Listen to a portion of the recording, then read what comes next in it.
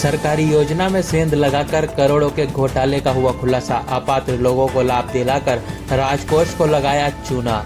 जिला पुलिस अधीक्षक अमित कुमार ने बताया कि जिला पुलिस ने ऑपरेशन शटर डाउन के तहत पीएम किसान सम्मान निधि, जन आधार पोर्टल, राज एसएसपी, आपदा प्रबंधन, फार्मर रजिस्ट्रेशन सहित कई जन कल्याणकारी योजनाओं में सेंध लगाकर अपात्र लोगों को लाभ दिलाने व घोटाला करने वाले अंतर्राज्यीय संगठित गिरोह का पर्दाफाश कर पहले 30 आरोपियों के साथ 53 लाख रुपए नगद, नोट गिनने की मशीन, हजारों चेकबुक, पासबुक, एटीएम कार्ड, संदिग्ध दस्तावेज, डिजिटल डिवाइसेस, 35 से अधिक लैपटॉप, 70 मोबाइल और लगभग 11,000 संदिग्ध बैंक अकाउंट डिटेल, लग्जरी कारें, मोटरसाइकिल व ट्रैक्टर बरामद किए थे। सोमवार को मामले में आगे कार्रवाई करते हुए 6 और अन्य आरोपी गिरफ्तार कर 2 आरोपियों को डिटेन किया है।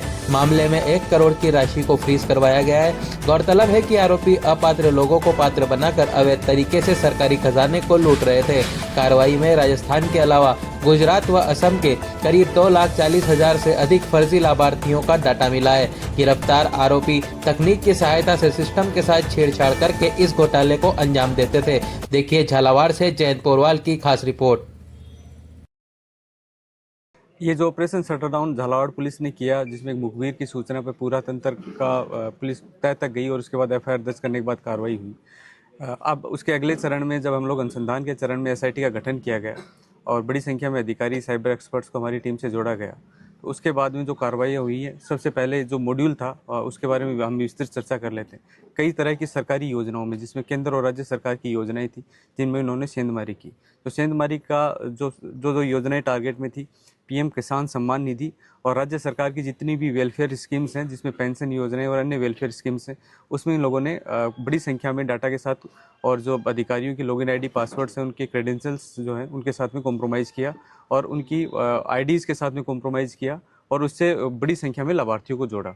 जो इनका मुख्य हमें एमओ समझ में आया, तो जो पीएम किसान सम्मान निधि में जो भी पैसा किसी भी किसान को जाता है, उसका वो चूँकि आधार इनेबल्ड है कि कोई भी व्यक्ति जो है वो आधार के थ्रू उस पीएम किसान निधि से वो किसान जुड़ेगा और उसके बाद में जो उसे पर महीने 2,000 के लगभग आसपास जो पैसा मिलता है वो उसके तहत उस किसान को मिलेगा। ये योजना लाई गई लघु और सीमांत कृषकों के लिए, जिसमें उनको आर्थिक संबल देने के लिए ये सेंट्रल गवर्नमेंट की योजना है, जिसमें केंद्र और राज्य समन्वय से उनको भुगतान करते हैं। क्योंकि आधार इनेबल्ड होने के बाद में जिस व्यक्ति का आधार है और आधार से बैंक जो लिंक अकाउंट है उसी में चूंकि भुगतान हो सकता है, ऐसे में इसमें दूसरा अकाउंट जोड़े जाने की संभावना नहीं थी।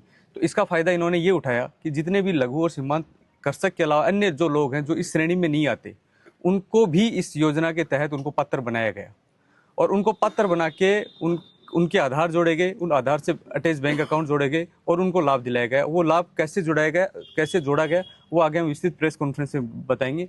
लेकिन